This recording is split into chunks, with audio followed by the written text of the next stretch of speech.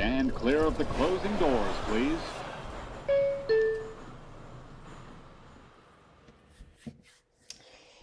And welcome in. This was not a fun game for the New York Mets, not after riding a 3-game winning streak and after popping 4 home runs and trouncing the Nationals yesterday.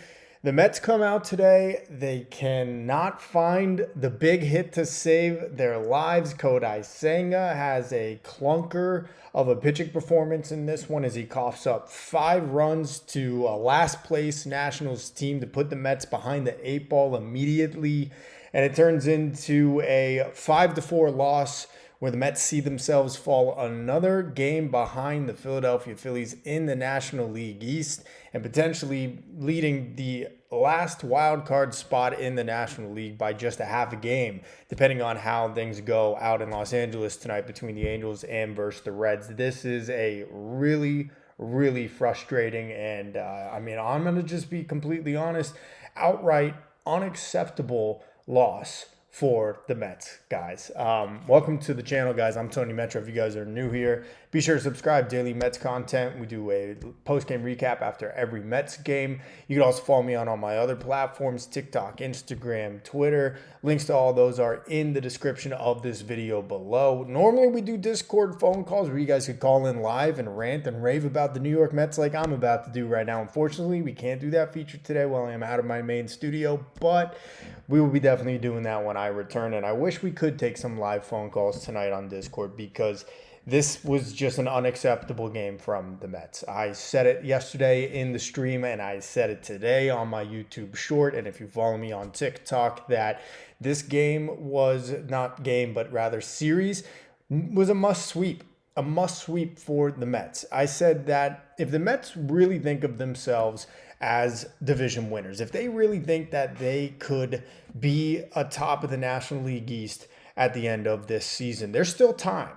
But there's no reason why they shouldn't go out and sweep a 3-game series against the Washington Nationals, who are floundering in last place, who look like, for the most part yesterday, that they have packed it in this season. They traded away some assets at the deadline. They fired their manager. They fired their general manager. There's no reason why the Mets, who come into this season with the largest payroll in the history of baseball and should be thinking of themselves as the top dog in their division and one of the top dogs in baseball, should not come out and sweep this 3-game series against the Nationals. And they just came out flat tonight from the beginning. And it began, of course, with Senga, who it has become just all too common lately for Senga to lose total command, start walking the ballpark. He had an infield single that went against him there in the first two, when the first 2 runs of the game came in against him. That was tough. Gives up the sac fly. Did well to actually kind of wiggle out of the 3rd inning there without any other damage coming against him, just the 2 runs. But then immediately the Nats come back with 2 more. Then they get the solo shot after the Mets finally get on the board. It's 5-1. And then the Mets squeaking back into this game. You get the 2-run single from Jeff McNeil, or I'm sorry, 2-run double from Jeff McNeil to make it 5-3. They make it 5-4 eventually. And then bases loaded, just 1 out. And Cedric Mullins hitting a lazy fly ball to right field, unable to get at least a sac fly that could have tied this game. And then Luis Torrens, who just, my goodness, I'm sorry, but wow, this is really early creeping in how bad it is to lose Francisco Alvarez's bat and how good he was looking since getting recalled from the minors. Because I'm sorry, but Luis Torrens has been awful this year at the plate. He has been terrific defensively, but Luis Torrens has not been able to buy a big hit for himself, it seems, all year long, or at least not since the first month of the season when he was the consistent starter while Alvarez was still rehabbing from the thumb surgery. Torrens, my goodness, just cannot find that big hit all year since then. Grounds into an easy little 4-3 put out there to end that inning. And then from there, a beleaguered, as Gary Cohen put it on the SMY broadcast, beleaguered Nationals bullpen just completely shuts the Mets down from there on out. 1-2-3 in the 7th, 1-2-3 in the 8th, including the likes of Soto, Alonso, and Francisco Lindor. And then in the 9th, Cedric Mullins gets the infield single off the pitcher. And of course, it's Luis Torrens again grounding into a double play to end this game. On the night, the Mets go just 2 for 7 with runners in scoring position. They leave 5 men on base, and they ground into 3 double plays in this game against in my opinion, just not a very talented pitching staff for the Washington Nationals. And it is just a frustrating loss. And I'm keying in on the hitters mainly just because the opportunity was there still to win this game, despite the poor start from Senga. We will get to him, don't get me wrong. Definitely is not absolved of the blame from this game, from this loss. But the hitters had ample opportunities to come back and at the very least tie this game, if not take the lead outright, and just failed to do so. And again, against guys you, for the most part, never heard of on the Nationals. And it is a frustrating loss. And like I said, no excuses, no gray area. I wanted a sweep of this team. The Mets let way too many games slip through their hands over the last 2 months to just be able to say, it's okay, we win 2 out of 3 this series and it's fine. No, you don't keep the line moving after that. No. Needed the sweep here, and the Mets spit the bit here tonight. And now tomorrow are facing down the barrel of potentially losing this series if they don't come out on top. So those are my feelings on this game tonight. I am very frustrated, guys. How are you feeling? Sound off in the chat. How do you feel about this game today? For me, it's just level 10 frustration for me. Armand, what's up? Carlos Mendoza said Brandon Nimmo woke up with neck stiffness, but took himself out of the game after the first inning. He's considered day to day. Okay, so Nimmo out of the game, we know. I think that happened in the second inning. So apparently he woke up with neck stiffness. Kind of surprising that he would, Mendoza that is, put him in the game if he had neck stiffness when he woke up this morning. I mean, I get Nimmo's kind of a gamer, but if Nimmo took himself out of the game, that kind of tells me that maybe Nimmo didn't think he was actually capable of starting this one. And then, of course, that means they're inserting Starling Marte into the 3-hole of this lineup for the remainder of the game. And obviously, that doesn't help their case here. I don't think Marte did anything for them today, had any base hits or reached base at all. So, obviously, not ideal. He ended up having a base hit, but also struck out twice in this game. But, yeah, hopefully Nimmo's okay. Obviously, need the guy. Had been swinging a pretty hot bat, has tapered off a little bit lately, but hopefully Nimmo is okay and ready to get back. Joe says, needed to score more in the 6th. That was the backbreaker. I mean, Cedric Mullins, first of all, probably should have been rung up on the 3-1 pitch, the 2-2 pitch. It was right there at the top of the zone, but gets a gift and then just hits a lazy fly ball to right field when all you need is a sac fly. And honestly, with Cedric Mullins' speed, all you almost need to do is not hit a perfect tailor-made double play. And with his speed going down the first base line, can probably beat it out and tie it. Instead, does probably the worst thing you could have done in that situation and hits a lazy fly ball to right field that's not deep enough for the Mets to tag from third. And then it's Terrence hitting one. I mean, I'll give him credit for it. He hit it pretty solid to the right side of the infield, and it just happened to be right at the second baseman. But it's just been too much of this all season long. And in the end, I think the Mets not keying in, not taking advantage of those opportunities tonight is ultimately what sank them. Yes, Senga did not pitch well, but was out of the game before the 6th inning, even recorded an out with Tyler Rogers coming in, who pitched very well today. The rest of the Mets bullpen also pitched really well today. And unfortunately, the Mets bats just unable to do enough. Brooklyn Dictator says Senga is garbage. The team should not tolerate a guy putting in 5 trash innings after being coddled with an extra day of rest. Hey, a lot of Mets fans are feeling that same frustration as you, Brooklyn Dictator. 100%, man. I mean, we have catered to Senga to make sure that he has his extra day of rest, despite this being his 3rd year in Major League Baseball and coming over from Japan. And we have done everything we can to keep him bubble wrapped and safe and healthy. And yet he still continues to get injured. Last year, obviously, we know he only makes 1 start in the regular season. This year misses about a month and a half with the hamstring injury. And since returning from that hamstring injury right before the All-Star break, he is at a 6 ERA over his last 6 starts. He has nearly doubled his ERA from his regular season so far, which obviously we knew Senga wasn't going to pitch at a 1.5 ERA the entire season. That's not possible. We knew that. But we were expecting it to be a little bit closer, a little bit better to what Senga was doing in the first 2 months, 3 months of the season before that hamstring injury. And unfortunately, that has just not been the case at all. It does not give me confidence when I see that Senga is coming to the mound anymore. And I think that can change for sure. But until I see it happen, there's nothing that's going to make me think that Senga is going to get back on track at this point. It has been a really, really bad stretch for Kodai Senga for sure. But again, guys, I mean, you don't get the big hits with runners in scoring position. You don't take advantage of those opportunities. And again, against a not very particularly impressive pitching staff for Washington, and you end up losing the game. You got Philly winning again earlier today. They finish off a sweep of Seattle because thanks a lot, Mariners couldn't show up. But of course, put up 12 runs against the Mets or whatever it was down that opening game last Friday, but can't do anything against the Phillies. So the Mets now fall 6.5 games behind the Mets in the National League East standings. And guys, I said it. I said yesterday that the Mets can still catch the Phillies in the division, but it started this week. It started with what should be a layup, give me sweep of the Nationals before you head out to Atlanta, where you're going to have to take care of business there. It's never easy for the Mets. And then you got Philly in your home building for 3 games. But it started this series with the Nationals. And I'm sorry, 2 out of 3, even if the Mets win tomorrow, is just not acceptable to me. It just isn't. If you want to be the best team in the division, if you want to put the first division title banner up in your building since 2015, I felt like this was a series that you needed to sweep, that you needed to take advantage of, and they let it go by the wayside, which I can't tell you how many times I have used that phrase in my streams since this season began, whether it be actual opportunities with runners aboard and runners in scoring position, or with games on their schedule. The Mets have just let way too many chances like this series against the Nationals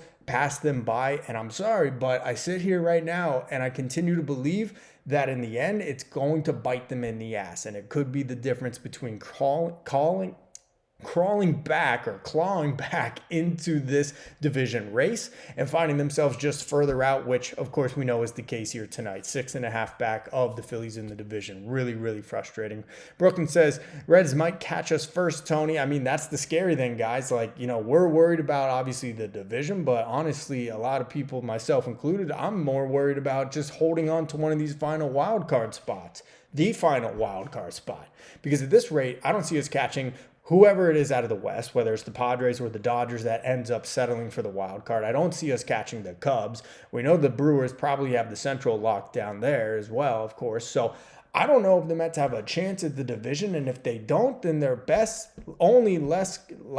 worst case scenario is probably the final wild card spot, and we have the Reds breathing down our neck, a game and a half behind for seemingly the last 2 weeks, and they're playing good ball. They are now 7 games over 500. That's their high watermark for the season now. How frustrating is that as a Mets fan, that the Mets were 23 games over 500 at one point this season, and now we are just 1.5 games ahead of the Cincinnati Reds, who just hit their high watermark for the season at 7 games over 500. I mean, the Mets have just not been playing good enough baseball lately, and that is why I put so much emphasis on them, again, taking advantage of this series against the last place Nationals, a rudderless ship, a team that fired their manager midseason, fired their general manager, traded away pieces at the deadline, and really it should be an absolute layup for the Mets to sweep them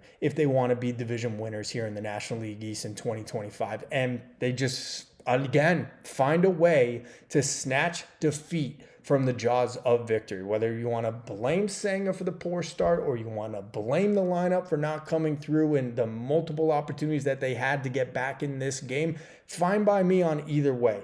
Blame it 50-50. The Mets didn't do enough to win against an inferior team tonight, and I just hope it's not going to come back to bite them in the ass at the end of the season. But the more times that they have games like this, the more I'm just going to look back at them at the end of the regular season and wonder, hey, had they just played a little bit better, had they just had that extra hit, had they just not given up that one more 2-out run with to the other team. But we shall see, guys. There's about a month and a half left, not a whole lot of time left, and this is not an inspiring performance that I got from the Mets here tonight. Very, very frustrating for sure. Absol Senga is horrible. Mets will never be a winning team unless we have good, consistent pitching. They definitely need to add pitching. I've said it, guys. I said it a couple days ago. I want a bona fide starting ace for this team next year. I want a legit guy that can anchor this rotation. Don't try to sell me on Senga again. He's always hurt. He will go through these prolonged slumps throughout every season. Sean Manaea was a nice story last year. The jury is out on him at this point, considering he spent the first 3 months on the injured list, and he has not pitched particularly excellent so far here in 2025. So don't tell me it's going to be Sproat. Don't tell me it's going to be Nolan McLean or Tong in a midseason call-up. That's great. If that happens, it's all gravy, but I want a legitimate ace to anchor this rotation going into next year, a legitimate stopper so that we don't have those horrific losing streaks, those horrible stretches that we have seen so many times here in this in 2025. So that's what I want 100%. I'm totally with you there, Absol. Brooklyn Dictator management might end up being the difference between the Mets and the Reds, and we know the Reds have the advantage there. I mean, hey, anytime you got a Terry Francona-led team, you know you are juiced in that clubhouse. You know you are playing ball the right way, that he is getting on your ass if you are not doing things the right way. And the Reds look inspired right now. They do. They beat us 2 out of 3 at Citi Field. I mean, the Mets barely eked out 1 game against the Reds in that series, and that's after they blew the save in the bottom of the 9th innings, or the top of the 9th inning. So it's not like the Mets have just absolutely throttled teams like the Reds and, you know, lower teams like the Nationals all season long. I mean, it's just been up and down for this team all year. And I was hoping, hey, won those last 2 against the Mariners. Really good series win to get off the schneid. Win the first game in convincing fashion against Washington last night. I was hoping, hey, let's go sweep Washington. Let's make this a 5-game winning streak going into Atlanta. And the Mets just come up short tonight, as they have so many times throughout this year. So very, very tough one, guys, tonight. Absol says, got shut down by the worst bullpen in baseball. Nothing left for Mendoza to say. I mean, what's he supposed to say? It's right. It's just so ridiculous, man. This lineup comes out like gangbusters there in those middle innings where they get close. They make it 5-4. They end up spitting the bit there with bases loaded and 1 out, where Terens and Cedric Mullins can't get the job done to, at the very least, tie this game. And then after that, 1-2-3 in the 7th, 1-2-3 in the 8th, and then an infield single off the pitcher in the 9th from Mullins, which gets erased on the double play by Luis Terens. I mean, this was a bullpen full of guys who I've never heard of. The only one, Clayton Beeter, because he got traded from the Yankees at the deadline for Ahmed Rosario. This was just an unacceptable performance from the Mets today, all around, top to bottom. The lineup, the starting pitching, I guess you give a pass to the bullpen. Obviously, they did their job there for 3 innings, or 2, 6, 7, 8. Yeah, 3 innings. So good job from them. I guess that was Tyler Rogers and Reed Garrett. And who pitched the 8th? I can't remember. Let me see really quick. But solid job from the bullpen. But in total, it was Gregory Soto, who has just been absolute nails for this team so far this year, since coming over from Baltimore at the trade deadline. But guys, at the end, it's an unacceptable loss, like 100%. You know, I just am very, very upset and frustrated with this team. I thought that they maybe rounded a corner after getting the last 2 of that series versus Seattle, and then after winning last night, but maybe not so much the case. Brooklyn Dictator says, I might be wrong, but it feels like we have dropped way too many games to teams in the NL East this season, which is unacceptable. I mean, hey, we have not done all that great against the Nationals. We swept them at Citi Field, but we split that 4-game series in DC back in April, I believe it was, where we had 2 walk-off losses at the hands of the Nats. And now today, obviously, we lose. So far, 1-1 in this series. So we have not, like, absolutely feasted on the Nationals like we should have. I mean, the Marlins, I think we've taken care of business decently well against. Let's take a look at the Mets' record so far this year against their NL East opponents. I'm wagering that the worst is against the Braves, and if I was a betting man, I think I'd be really, really rich, because I'm very, very certain the Mets probably have the worst record against the Braves as far as in the division. But did they have it here? MLB.com, come on, you're letting me down here. No, I don't see it in division at least. That would have to be something I'll have to look at some other time. So, but hey, 6.5 back. Luckily, we have separated ourselves from the Marlins a little bit, I guess, by 7.5 games. Whoop-de-doo, that's great and all, but now we're worried about the Reds breathing down our necks. So it doesn't get any easier, guys. It does not get any easier with this team. It's just been a tough time. 3-7 versus Atlanta. Mets 2128 says. Thank you, Mets 2128. I appreciate that. By the way, I'll let you know since you just joined. Can't do Discord calls today, as you guys can see. Not in my normal studio setup, so unfortunately we can't be doing that. But Mets 2128 always bringing in some really good takes on the Discord phone calls. But let me get back to the chat over here really quick. Sandman Games, Tony the Legend. I had hope, now I have heartburn. He's always coming up with these. It goes from OMG to SMH. That's another one by Sandman Games. From hope to heartburn, the New York Mets, everybody. Yeah, I did too, man, especially in that 6th inning where I thought they were going to break through. I mean, how about this? The Mets have not won a game this year where they were trailing after the 8th inning. How is that even possible that the Mets have not had a single comeback this year when trailing after the 8th inning? And I'm not saying that's a super common thing, but it happens at least once or twice or 3 times a year at a minimum. And you could probably get even more than that if you're a pretty good team like the Mets are supposed to be. But there's just something about them, backs against the wall, feeling the pressure that this lineup just can't seem to come through in those big moments, that this bullpen hasn't come through in big moments at times throughout 2025, where the starting pitching just didn't put them in a good enough position to complete a comeback after the 8th inning. And it's just really, really tough to watch, man. It is not a fun time when the Mets are losing games to the Nats 5-4 and they leave 5 men on base. They go 2 for 7 with runners in scoring position, and they ground into 3 double plays against the worst bullpen in baseball, as Absol pointed out in the chat. It's just unacceptable, and that's why I started this stream by saying unacceptable loss by the Mets. I wanted to sweep. I will not be moved by winning 2 out of 3. You could go sweep Atlanta after this.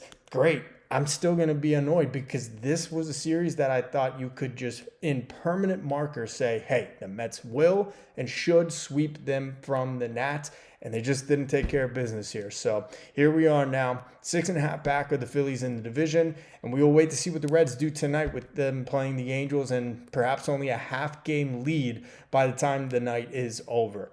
Chad Thunder. I love the name. I don't think the Mets can recover if they miss the playoffs and Yankees get in and win it all. Well, I'm not worried about the Yankees winning it all because they're not a good baseball team, but I think the Mets could definitely recover, no doubt about that. Baseball gods, don't let Mets collapse like this without sticking it in even more, letting the Yankees, Phillies, or Brewers win it all this season. That is typically true. Well, 2007, the Mets had their collapse. The Phillies did go to the World Series, but they did not. That was the Red Sox Phillies. But then in 2008, the Mets had the collapse of the wild card, and then the Phillies did, of course, win the World Series. So, I mean, I guess it's possible. You might be onto something there, Chad Thunder. I'm not saying the rest of your name, but that's a great name. I love it. Joe says Mets are 16-13 in the division. So let's think about this. The Mets must have, 1, 2, 3 wins against the Braves, 3-7 against the Braves. Does that sound about right? Somewhere in that kind of area. They got swept in Atlanta the first time, split the next 2, and then just lost 2 to the Braves last week. So yes, I believe the Mets would be 3-7 against Atlanta. Then I think against Philly, the Mets are 4-3 against them, so they hold the edge over them. And then with the Nationals, it's got to be something like 3-2-1. That would be 6-3 against the Nats. Yeah, something like that. So I mean, they're not terrible in the division. Again, it's just like it feels like this was a missed opportunity to just take advantage of a team that was ripe for the picking. Again, feels like they're floundering and have packed it in for this season with an interim manager and after trading some of the guys at the deadline off this team, and the Mets just can't take advantage of it. So again, I'm very, very frustrated about it. But guys, sound off in the chat. How you feeling? Let me know. Are you down on the Mets right now? I mean, I am obviously down on them at this very moment. There's still time. But again, this was one of those games, one of those series that I thought could really be a big turning point into riding a big wave of momentum and getting on to a hot streak and flying into October if everything went well for them. But let me know in the chat, guys, if you've not already left this video like, please be sure to go do that right now. Really appreciate it. Goes a long way toward helping the channel. If you guys want to tip the stream, keep things going, I appreciate that as well. You could do super chats, or you can go to the tip jar. Link to that is in the description of this video. That all goes to Mookie and his Bone Fund. Mookie is not obviously with me while I am out of town right now, so I will be sure that he gets those regards. But Mets 2-1, 2-8, 3-7 against Atlanta. Hey, look at me doing a little bit of quick math, huh? Not too bad, right? Yeah, 3-7 against the Braves. I mean, you remember the 4-1 lead they had entering the 8th inning in the first game against them this year with David Peterson. Couldn't get out of that there, and then Reed Garrett gave up the double to Ozuna. They lost that game, then got swept that series. Then they lost the first two against them in a 4-game set at Citi Field. And then obviously the series they just had last week where Pete hits the home run and 2 to get his record for the Mets. Then they have the 6-0 lead that they blow and then lose the next game. And again, lose 2 out of 3 to Atlanta. Shocker. So look, this weekend scares me. I'm not afraid to admit that. The Mets just don't play well against Atlanta. So that was why I felt this was so important to fatten up on the weakling Washington Nationals, and they couldn't do it. So very, very frustrating, guys. Chad Thunder says, oh my God, no, I already got to you. I can't say your name anymore, dude. Jose Lopez Moya walk. Well, the 2025 Mets MO is inconsistency, and if they get to the postseason, they'll be knocked off in the first round. Honestly, with the way they're going, sure, yeah. Because we have seen prolonged stretches of struggle for the Mets in 2025, but we have not seen too many prolonged, stretches of really impressive baseball for them. I mean, that 7-game winning streak that they had at the end of July and entering, I think it was the beginning of this month, it might have leaked into it. I mean, let's be honest, they got it against the Angels. It started with the final game against the Reds. Then they got 3 against San Francisco. But a lot of those were not very impressive wins. Quality of wins matters. And I was never super impressed, but I was just happy they're winning baseball games again. 7 in a row, great. But we haven't seen a super dominant, consistent performance from this team for the most part, wire to wire here in 2025. And I'm starting to lean a lot more toward what you're saying, Jose Lopez, than I am about the Mets, or than what I have been saying, which is I think they're a good team, but honestly, they're looking more and more like a bad team the more that we watch them here in 2025. D-Rails, what's up, Tony? How you doing, D-Rails? Appreciate you tuning in, man. Always dropping knowledge on us. Hope you're doing well, my man. Absol says, any news on Nimmo? Yeah, so that was Armand earlier who said that Nimmo woke up with neck stiffness and he took himself out of the game after the first inning, and he is considered day to day. So wouldn't be surprised to see Nimmo out of the lineup again tomorrow. Probably would be the smart thing, because you would think the Mets could probably win a game against the Nationals without one of their key guys in the lineup, but maybe not so much after watching what happened this evening, right? So we'll see about Nimmo. I think it's going to be one of those things. How does he wake up feeling tomorrow? Neck is always obviously one of those kind of situations you evaluate as the day goes on after you wake up and roll out of bed. So hopefully those hotel pillows are nice and comfy for him, because the Mets definitely cannot afford to be missing anybody else out of this lineup, especially with Francisco Alvarez already missing in action here. So let's see. Explosive Diarrhea, what's up, man? How you doing? Good to see you. He says Nimmo woke up with a stiff neck. There you go. You just said it. You could have saved me all that time if I had just looked a little further down the chat. Thank you, Explosive Diarrhea. Uroko says Mendoza needed to grow a pair and make choices on a regular lineup, make a choice and live with it. So a lot of people have been complaining about the inconsistent lineups. Personally, me, I don't have a problem with it. I mean, nothing has really proven to work over an extended period of time with these lineups. So I'm okay with shaking it up and see what works. I mean, we've seen Lindor in the leadoff spot a lot more lately, and he has been hitting better. So love to see that, but I don't know, man. I don't know if that's going to fix this team. I mean, the unfortunate truth is that Cedric Mullins is not an upgrade in center field much over Tyrone Taylor. The Mets have gotten nothing out of the catcher position this year outside of the first month from Luis Torrens and then the last 3 weeks from Francisco Alvarez. So a combined 7 weeks of what, a 6-month season. So they've got a nothing there. Mark Vientos can go from home runs and back-to-back games to looking the way he did today, getting doubled off of a base tonight and then swinging and missing at pitches at his feet. So it's just the Mets have not gotten consistent production from multiple positions on this team all year long. And I don't know if the order of the lineup truly matters anymore. They may just not have enough. They may just not have enough firepower, enough guys that can bear down and get the job done in the big moments. So let's see, explosive diarrhea. Yeah, every day we got a new lineup. It is true. I'll give you that. No doubt. It looked obviously very different after Nimmo left this game tonight. But Jose says if the Mets fail to make the postseason, it will be on Stingy Stearns who structured this shitty starting staff. I mean, it's obviously not been very good here for the last 2 months for this starting pitching staff.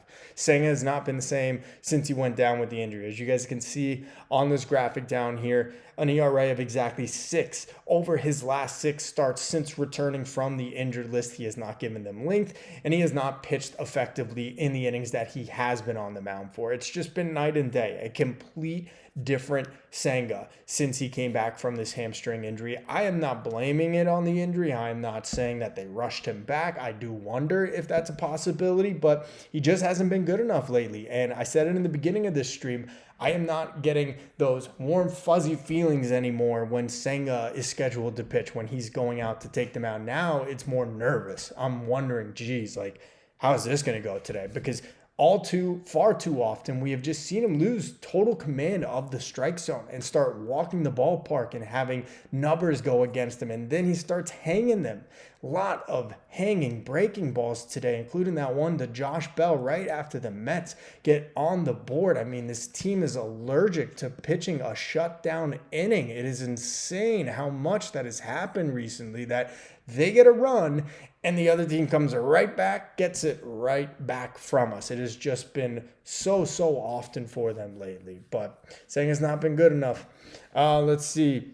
Absol says, I missed the 2015 Mets. Man, what a team. What a fun year that was. I mean, obviously, that one had a lot of heartache in the beginning, in the middle, but in the end, it was looking great until it wasn't. That was really painful, man. Losing that World Series in that fashion to the Kansas City Royals of all teams. Come on, give me at least a team with some history and pedigree. The Kansas City freaking Royals. And then, just a couple years later, they get 3 Super Bowls from their team. Are you kidding me? You know how cruel that is to me as a Mets and a Jets fan? Yeah, Jimmy James C says, I missed the 2024 Mets. Yeah, that was a pretty magical year. I will say, I saw that they are coming out with a documentary on Francisco Lindor and his performance in Game 4 of the NLDS against the Phillies, where he hit that grand slam. And that's cool and all. And I do want to celebrate and remember the 2024 Mets. But can we stop a little bit? Can we stop? I've seen a little too much stuff about how amazing and magical the run was and yada, yada, yada. It was the NLDS. I get it. I was as juiced and hyped as everybody. But can we stop releasing documentaries and everything? We did not go to the World Series. We did not win the World Series. So I don't know if I'm going to watch that one, if I'm being totally honest. Even though it's got Evan Roberts, who I do like Evan still from the fan, one of the few that I do still like. But I think we need to chill with some of the, movie-like documentaries that we're shooting about the 24 Mets.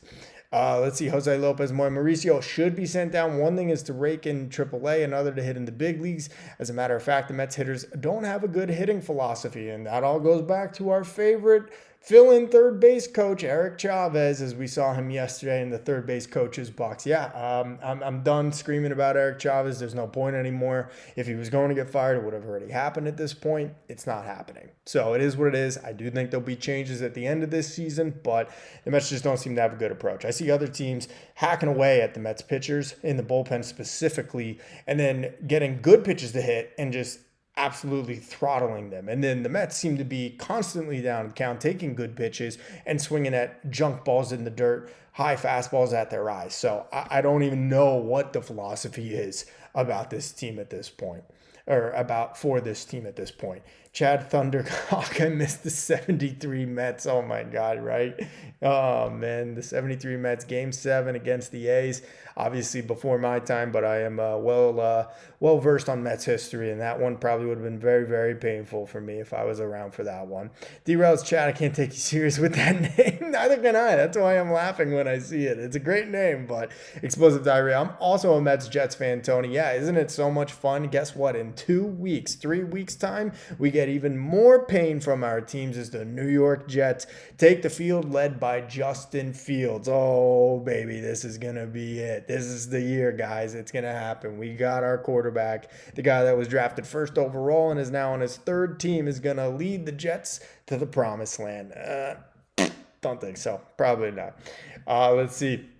Jose Lopez Moya, resiliency is not a part of the 25 Mets, unlike the 2024 Mets. I mean, it's true. And like I said earlier, the fact that it is August 20th and the Mets do not have a win after trailing past the 8th inning is insane. I mean, it's, to quote Step Brothers, mind-boggling. How is that even possible that the Mets have not even once stepped in shit and got lucky to have a comeback victory after trailing past the 8th inning? I mean, that has to happen just naturally by luck. And you can hear Gary Cohen on the broadcast kind of starting to get irritated about it. Tonight he said, change that, something like that, something along those lines, because he's even getting annoyed by it at this point. But it's like, oh, we're down after the 8th inning. There's no way we're winning this game. So, oh, well, I mean, obviously I know not the case, but sometimes they just look defeated when they're trailing in these games and they don't end up coming back. And once again, that's the case here tonight. Richard Zucker says, everyone got all giddy because the Mets won 3 games. I don't think everyone got all giddy, but I can't speak for everybody. I will speak for myself. And what I will say is that I had hoped it was going to be a turning point. I had hoped that it was going to be a momentum boost where they could potentially sweep the Nats to get on a 5-game winning streak. And then from there, see what happens. See if they could get on a nice little run. They got Atlanta coming up. Then they got the Phillies at home where they could obviously make up a lot of ground in a short amount of time if they play well enough. And they obviously kind of trip over themselves here before we even get that far. Like, I wanted the sweep of the Nats. I don't think there's anything crazy about that. I don't think anything is crazy to say. I don't think it's crazy to say that the Mets, who want to hang their first division title since 2015, should sweep the last place Nationals. So that was how I feel about it, but I can't speak for everybody else, obviously. But it was nice to see the Mets getting some wins on the board. So, yeah, sue us. I don't know. Joe says, you blew the 1973 series by not starting Stone. I don't know all the details about that, so I can't go that deep into it. Yogi blew it by not starting Stone, he said. Yukoko, Mets are front runners, Mets players or Mets fans, or who of the Mets are front runners? I'm going to need you to elaborate on that one a little bit more. Richard Zucker, yeah, they thought things turned around. Yeah, a lot of people were hoping, and maybe some people, yeah, were a little naive and jumped the gun and said they turned things around. I told you, I personally was hoping, again, it was just the beginning of them starting to turn things around. And I said it last night, it doesn't start until you sweep the Nats. And that is why I come in here pretty despondent about this game here tonight, because this is just unacceptable. You can't lose a 1-run game to the Nationals where you had that many opportunities, where you had Kodai Senga on the mound, who didn't pitch well, obviously. Just unacceptable. Absol says, I hate to say it, but I think it's going to be Phillies-Tigers World Series. I don't see it being the Tigers out of the American League. And honestly, I don't see it being the Phillies either. I just don't think the Phillies are as good of a team as they get credit for. I think they bash the baseball, but postseason becomes a whole different animal. I know they got pretty good starting pitching. Zach Wheeler is down. They're hopeful he'll be back, but not totally sure about him yet. Don't think the Phillies are a bad team. I think they're overrated, though. So I am not picking the Phillies out of the National League. For me, I would probably go with the Padres at this point. The Padres have easily the best bullpen in baseball. They have good enough starting pitching, including an ace up the top of their rotation. Plus, they got one of the more dynamic looking offenses that I think I have seen this year as far as Mets opponents. So if you're asking me, I'm picking the Padres to come out of the National League and maybe even finally win their first World Series in franchise history. But that's my early pick right now at this moment. Let's see. Military Mike says, last time the Mets came back and won in the 9th, crazy enough, was Game 3 in Milwaukee of the wild card round. There you go. That should tell you everything you need to know, man. 2024, last year, Pete's 3-run homer there in the 9th inning in Milwaukee was the last time the Mets came back and won a ball game in the 9th inning. I mean, it is crazy to say, but it has just been a very, very kind of beleaguered looking bunch when they fall behind in this season. They just don't look like they have the fight that they did in the 2024 year. I mean, bases loaded there in the 6th today. one out. Can't find a way to get the tying run across. Feel like we're having this conversation almost every time the Mets lose. They just can't find a way to do that, this, that. And it's becoming just so old. I mean, 4 months into the season plus, barely hanging on to a wild card spot, falling further and further behind the Phillies in the division. It's just getting old to talk about, I gotta be honest. Jimmy James C, I don't think anyone was giddy this time around. Maybe you could say that when they had their 7-game winning streak last month. I would agree with that. I think then we were getting more excited. That was when I was not coming on here and puffing my chest out as a Mets fan, but I was thinking, okay, maybe now we're going to get back to playing like that team that we saw in April and May that was 23 games over 500. Maybe now all the bad juju is behind us. Obviously not the case, but I was not giddy about this little 3-game stretch they went on. Just hopeful is the way I would put it.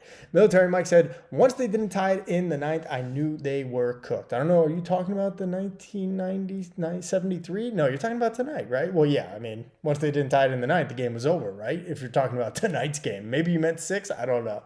Jose Lopez Moya. In 2026, Stingy Stearns has to revamp the whole starting staff, and it can't be done with Stearns' jackass reclamation projects. Okay.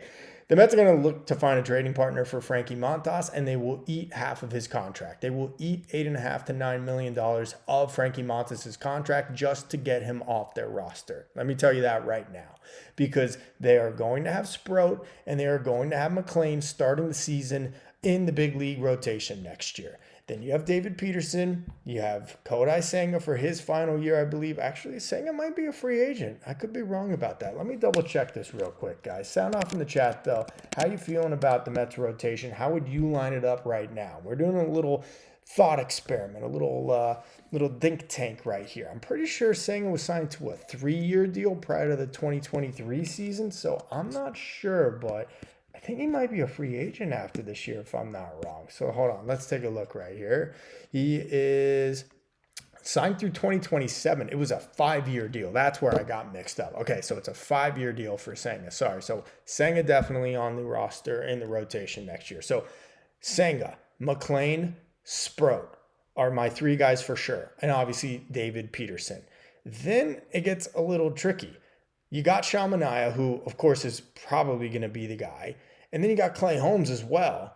And then you got to figure out, okay, what are we going to do with Holmes? Is he going to go to the bullpen next year? Are we going to use a 6-man rotation, kind of ease the young guys into it? It's also good for Senga, plus not a full season here for Shamanaya. Frankie Montas is obviously the odd man out on all of this without even thinking about Christian Scott, who we all forgot probably, but is probably on target to come back at the beginning of next season after he's done rehabbing from Tommy John surgery. I believe he just started throwing. So Christian Scott is another guy. He will definitely start the season in the minors. I don't think he factors into the MLB rotation right away.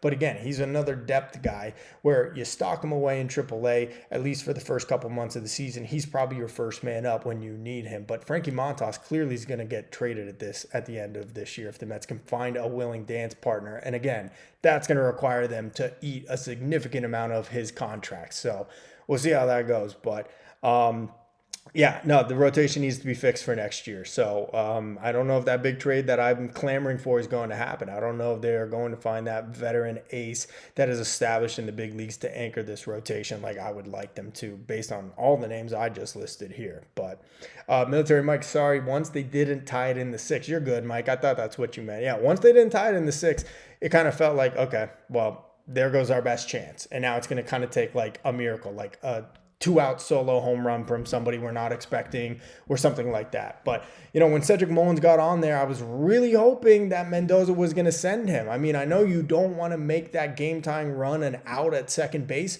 but Mullins, obviously with the best speed on this team outside of Tyrone Taylor, I would have given it a shot. I would have probably sent him to hopefully get out of the double play, maybe even a hidden run with Terrence and with Cedric Mullins running there. And then at the very worst, you get Lindor up to the plate, hopefully. But again, you know, sometimes Mendoza knows when to press the right button. Sometimes he doesn't have them in front of him. I don't know. And he doesn't press them, because I would have definitely sent Cedric Mullins there, especially when he got a 2-0 count and you're pretty sure it's going to be a fastball count. If he's running on that pitch and Mullins hits it to the right side, good chance chance it goes to right center field with the second baseman covering the bag, and we're looking at first and third with one out and Francisco Lindor coming to the plate. So I don't know why he didn't send him there. I personally would have done it, and I think that is a mistake that falls on Carlos Mendoza 100%.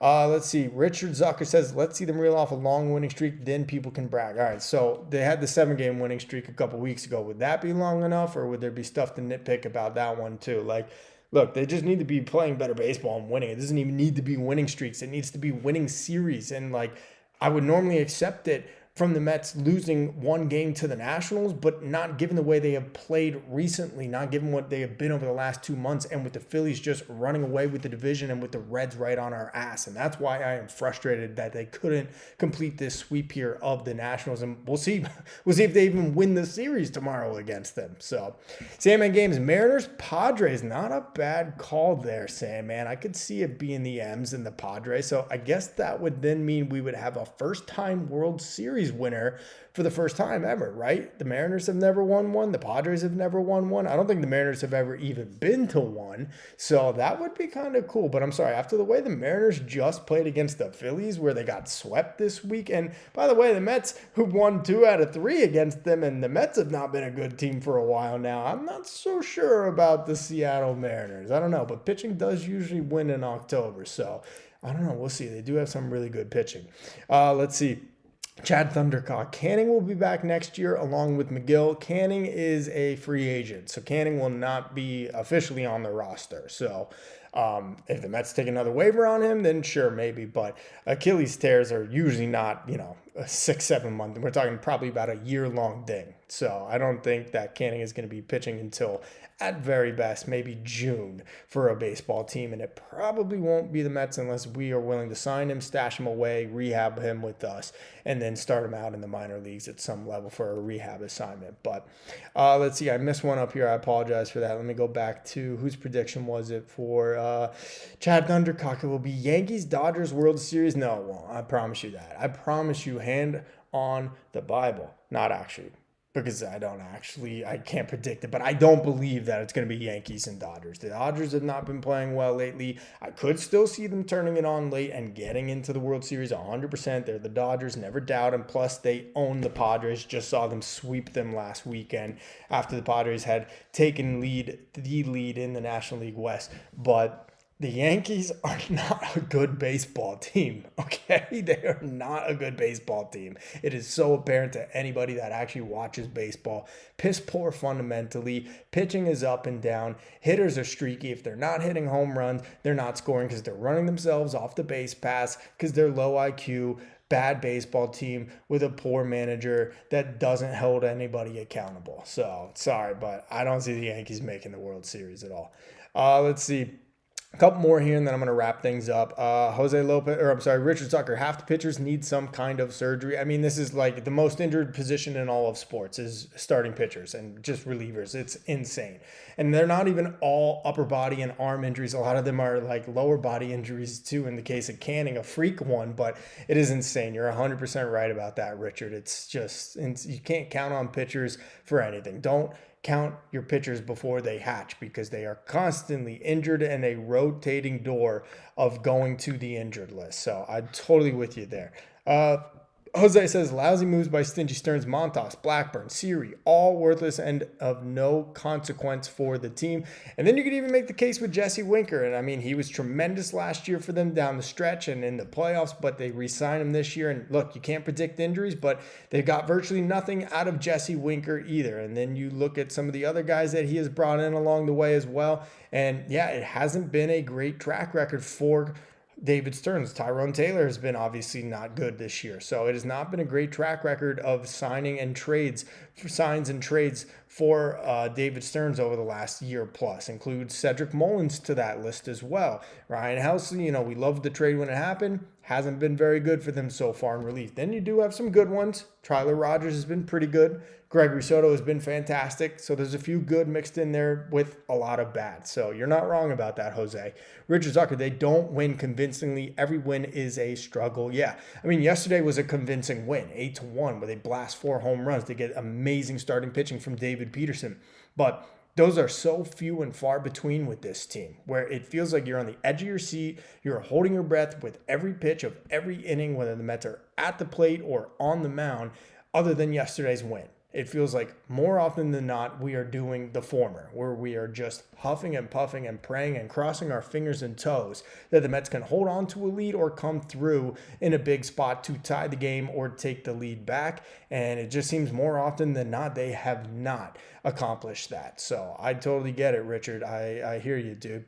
Military Mike, totally agree about Mullins and how Torrens isn't taking a strike is beyond me. All the guy does is hit the ball right at people. I'd rather have him struck out and at least gave Lindor a chance. I mean, I will admit, and I have said it many times, Luis Torrens has hit into some bad luck. It seems like he hits the ball in the nose more often than not and is just right at a guy.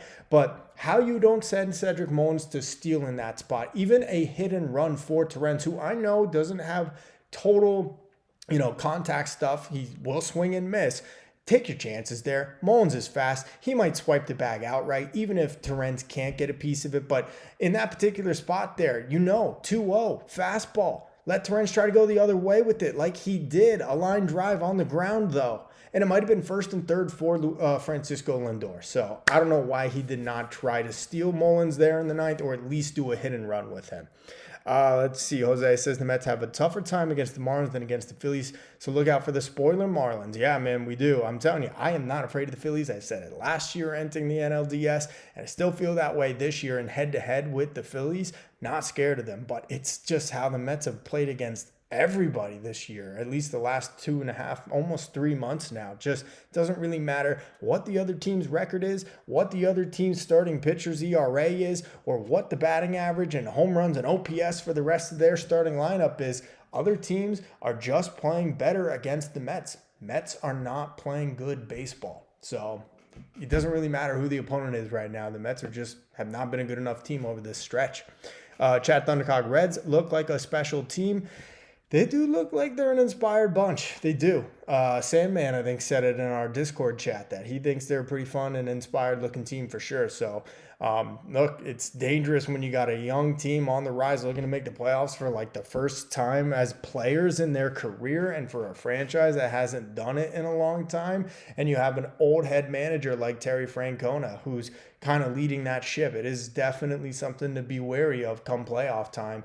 And in the Mets case, right now, because they are right on their tails. And let's actually try and see if they got underway yet. I believe they did. It's the Angels who lost to the Reds yesterday. And look at that. Middle of the third inning, and the Reds are winning 1-0. Great. This is great news. Oh, my God. Just a picture-perfect day for the Mets. If you can't sense the sarcasm, it's been an absolutely brutal day for the Mets and could potentially get worse if the Reds do build on and maintain that lead that they have right now. So, not great, guys. Not great. Chad Thundercock, Mariners, Padres, or Mariners, Brewers World Series would be nice. The Brewers also without a World Series, so any of those three teams winning that World Series would be first times for their franchise and organization, so that would be cool. Or the Blue Jays. Yeah, I wouldn't mind seeing the Blue Jays. I would not. Honestly, I'd be fine with any of those teams winning. If I had to pick one of any of them, probably go with the Jays. I don't mind the Jays. Mariners, whatever. I don't know. Seattle fans are kind of annoying. Padres, just the way they have beaten up on us over the last couple of years with that core.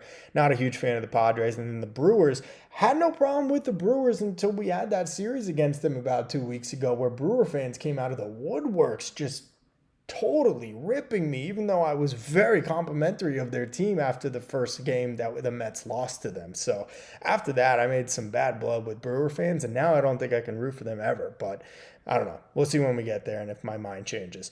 Richard Zucker, that's what makes the Mets record for the first 2 months an illusion. That's right. I mean, like, it is. It's an illusion. It is. It's a mirage, Like, it looked like this was going to be a special team this year, but they got fat early, and they have just rested on their laurels ever since, and they have actually gone backwards, obviously, being now just, 8 games over 500. So very frustrating, and it's not good enough. And they need to turn it around, and I've said that so many times for the last month plus, almost 2 months to be honest, and I don't know if it's going to happen at this point.